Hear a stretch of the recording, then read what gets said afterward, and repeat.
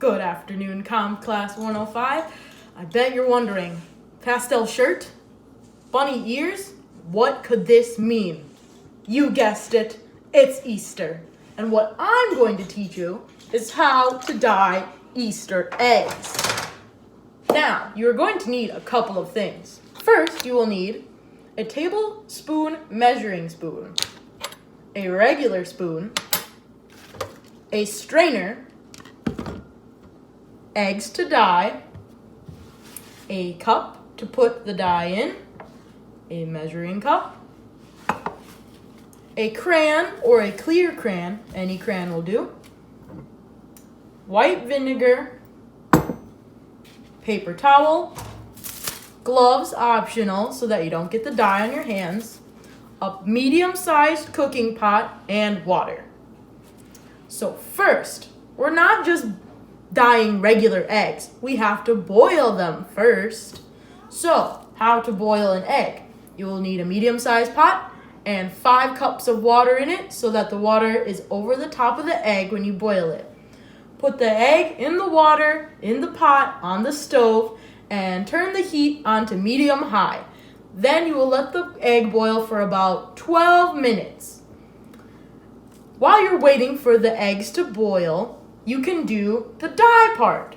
First, you will need 1 tablespoon of white vinegar and a colored dyeing tab.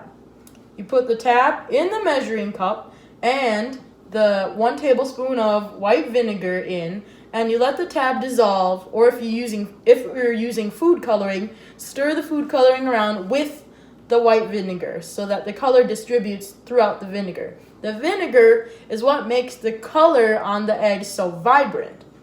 After the tab has dissolved, put 1 cup of water in it. You'll get something that looks like this.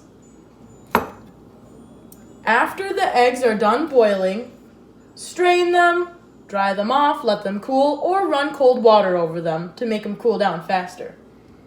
Then, you have your egg. Take your crayon to make some decorations on it or draw on it, make it cool, whatever. Because the wax on the crayon is what repels the color.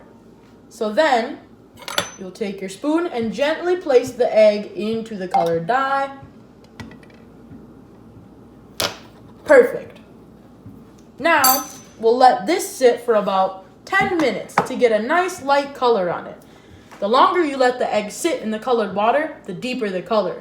But if you let it sit for too long, it might seep into your egg. And then we'll have green eggs for real. I don't want to eat green eggs, and I don't think you want to eat green eggs either. After about 10 minutes, you can take your egg out, and you will have a beautifully colored egg. It even has my face on it. Now, since I just took it out, I'm going to let it dry on this paper towel. So, we have learned we need to hard boil our eggs before we dye them. White vinegar and water are essential to make the colors pop on the eggs.